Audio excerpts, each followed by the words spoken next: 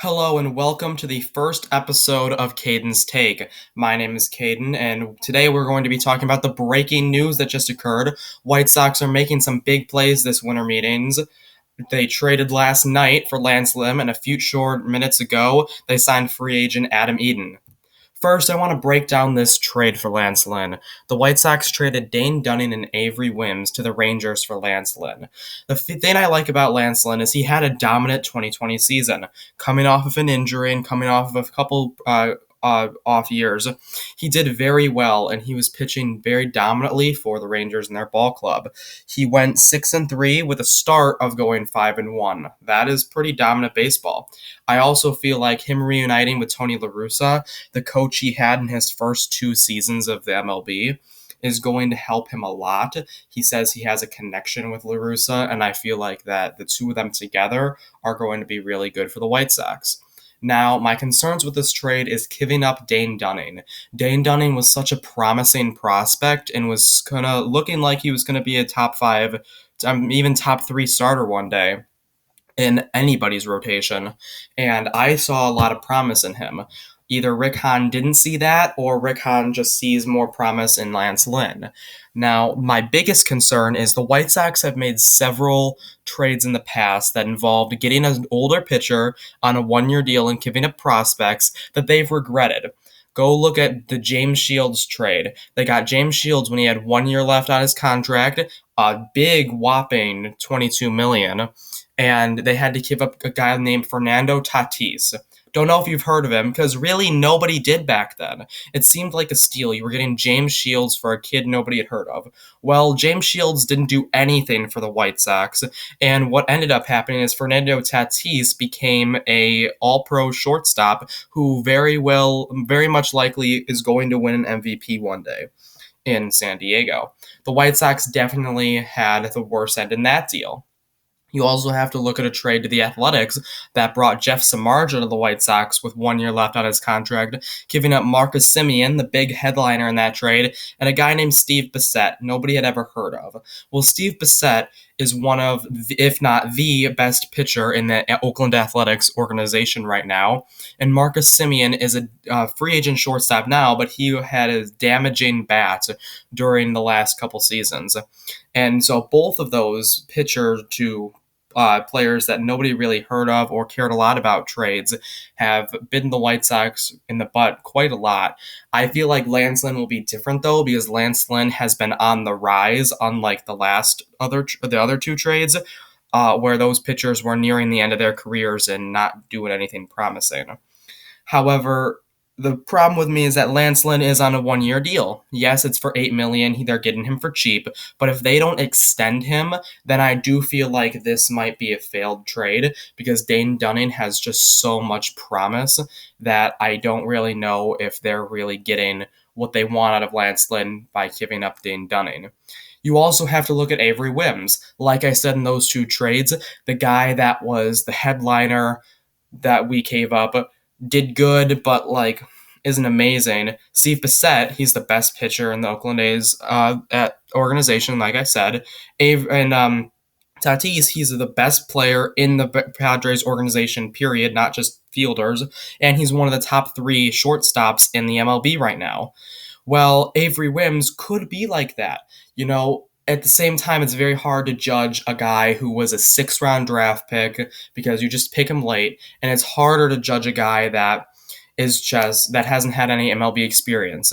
But you never know. He could come and he could break out, and I kind of have that fear just because of the other 2 trades that the White Sox have made. So when I look at it overall, I think today the White Sox are the winners. Getting Lance Lynn is going to be a serious boost, in that Giolito, Keuchel, Lynn top 3 rotation is going to be a three-hit wonder, and nobody is going to be able to stop them. However, we need to figure out what we're going to do with Lopez and Kopech, because they're going to either vie for a spot, or we're going to need to bring in a 5th guy, and then Cease will have the other spot. And I think Cease's improvement has shown that he is ready to pitch at the MLB level, and he is ready to be able to vie in a playoff starting pitching role. whether Kopech or Lopez comes in doesn't really concern me as long as who they put in that spot does the job that's needed to be done. Rolando Lopez, year after year, has not been able to have success with the White Sox, whereas Michael Kopech didn't have great success his rookie season before the Tommy John, but at the same time, according to camps, he's been throwing better than ever, and he was projected to be the number one pitching prospect in baseball for a while until he started degrading. The next thing I want to look at is the Adam Eaton free agent signing. Adam Eaton signed a 1-year, $7 million deal that included a 2022 club option for $8.5 million. Now, I don't know if you've heard of him, but Adam Eaton actually did play for the White Sox from 2014 to 2016.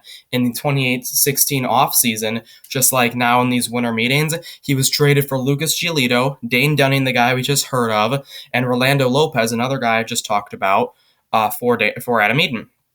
And I liked that trade. Lucas Giolito is our ace pitcher. Dane Dunning, even though he's got traded, had a lot of promise and did good for us last year. Rolando Lopez, he's shown promise at the end of last season, but at the same time needs to have some severe improvement for him to stay on an MLB roster. But I think that this free agent signing of Adam Eaton is a really good move. I hope the White Sox take his club option in 2 years because he is not only a speedy outfielder with a great glove, which is something the White Sox need, knowing that Eloy Jimenez is in left field. So Luis Robert doesn't really have to be watching right and left now. He just needs to be in left center field, and then him and Eaton can just vie for the balls in right center. And honestly, they put Adam Eaton in right field. They put Eloy Jimenez on the left field line. They put Luis Robert in left center. That White Sox outfield is covered clean. And I think that the White Sox could easily do that with Adam Eaton as an outfielder because of his speed and his glove. The other thing I like with Adam Eaton is his bat. He had never with the White Sox or with the Nationals was an incredible home run hitter. He had a home run every now and then, but his contact is something the White Sox could use and are going to use in the bottom three in their order. When Adam Eaton last played with the White Sox, he was batting 1. I don't see him returning to the 1 slot. I think Tim Anderson and Luis Robert will alternate in that slot this year, but I think Adam Eaton will be playing right field every day. He's the lefty bat that the White Sox needed in their lineup, and he's the right fielding fielder and who can go hit that the White Sox have been looking for a while since they traded him, frankly. And so I think that he's going to make a huge impact in right field for the Sox.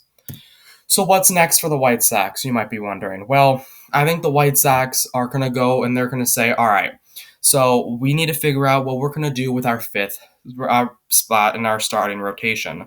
You have Giolito, Keuchel, and then Lynn. You'll probably have Cease at number 4. I don't see why he wouldn't be there unless if they trade him to get somebody else. So now you have to look at the number 5 spot. Well, you have Michael Kopech and you have Rolando Lopez in your system. Both of them could easily be a starter on this team next year, and I would be happy to see either one of them as long as they're improving instead of degrading. The other thing the White Sox could do is they have been linked in talks with Sonny Gray. The Reds have said they wanted to get Sonny Gray off their payroll, and they want him gone. The White Sox, if they really wanted to, which I would not be opposed to, could go after Sonny Gray. They could say, look, we have guys like Rolando Lopez, we have guys like Jonathan Stever that are young pitchers that could have promise for you and that are cheap, so you can get Sonny Gray off your payroll. Might need a little bit more than those two guys, but those are two names I would definitely throw out that could definitely help get that trade to go through. And then the White Sox could get Sonny Gray. Now, do I see that happening? No, I really think that once the Lance Lynn deal was made, that means that they're done in the trade market with pitchers. They might go after a Jose Quintana type guy that is a lefty arm in free agency just to add a lefty arm in that rotation because like Lopez and Kopech that I've talked about in the 5 spot, both righties. Cease, Giolito, and Lynn, all righties. The only lefty they have in their starting 5 right now is Keuchel. So, and even Sonny Gray, I'm pretty sure is a righty. So if they go after a guy like Jose Quintana, I wouldn't be upset because that's a lefty to put in the fifth spot. He's a guy that's consistent. Now, the only problem with him was he never really had a good seasons with the Cubs, and when he was good on the White Sox, he was good with Don Cooper giving him one-on-one teaching. Don Cooper isn't there anymore. Ethan Katz is. Maybe that will draw Quintana away from signing with the White Sox. I don't know. Maybe that'll want him to get some fresh blood. He wants to come back to the team. I really don't know. The White Sox haven't seemed to be in communication with him, but that's a deal that I would not be opposed to seeing happening either. Now, the other thing is the White Sox, they locked up their right fielding spot. Right field, in my personal opinion, was more important than more important than pitching, and I think they locked that up. They're good to go. They signed Adam Eaton. We have that right fielding spot filled with a lefty bat. That is a win-win. The White Sox couldn't have done better. I mean, now they were also linked to at Eden Brantley, and Jock Peterson for that right field spot. I'm glad they went with Eden because out of the three, he has the best glove, he has the most speed, and he has the third best bat, but at the same time, his bat is still really good compared to almost every MLB player. And so I think they definitely got a good deal with putting him in right. But the White Sox now have an outfield locked up. They have an infield locked up. They have catcher. Here's the thing.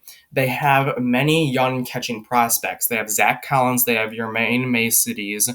They have plenty of catchers that they can go and put in behind Grandal. If they went and go re-sign McCann, then yes, that would be perfect. I'd love that. That'd be amazing.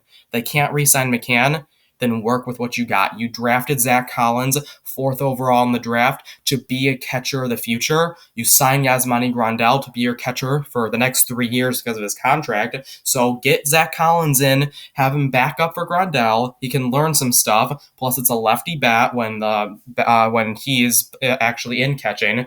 And when 3 years, if Grandal doesn't re-sign with the White Sox, you have Zach Collins to put in his place, and I would be very much like that, and I don't see any problems with that plan. But at the same time, I would prefer McCann if they can go get him. DH is a position that everybody says the White Sox need. I don't see that. They have Jake Berger, they have Andrew Vaughn that they could put there both. They also have guys like they have other guys in their system that they could put, but they wouldn't put anybody really in there besides Berger or Vaughn. The only other thing I could see them doing is if they went and signed McCann and said, okay, McCann, here's what we're going to do. You're the primary catcher. Grandal's the primary DH. And then on days where you're tired, we'll let you sit on the bench and we'll put Grandal back behind the plate. I wouldn't be opposed to that either, but if they don't do that, I don't see them going out and signing a DH. I don't think they should. I think that would be a waste of money because you have the youth in your system that can play DH very well. The one biggest issue, though, that I feel no one is addressing for the White Sox is closing pitcher. The White Sox can't rely on Aaron Bummer and Evan Marshall in the ninth because those guys have never been relied on in the ninth in their careers. Look at what happened this year when the White Sox relied on people in the ninth. They lost the game. They need to re-sign Alex Colomé. Alex Colomé has been most linked to the White Sox, and I would not be opposed to re-signing him. But look at a guy like Liam Hendriks.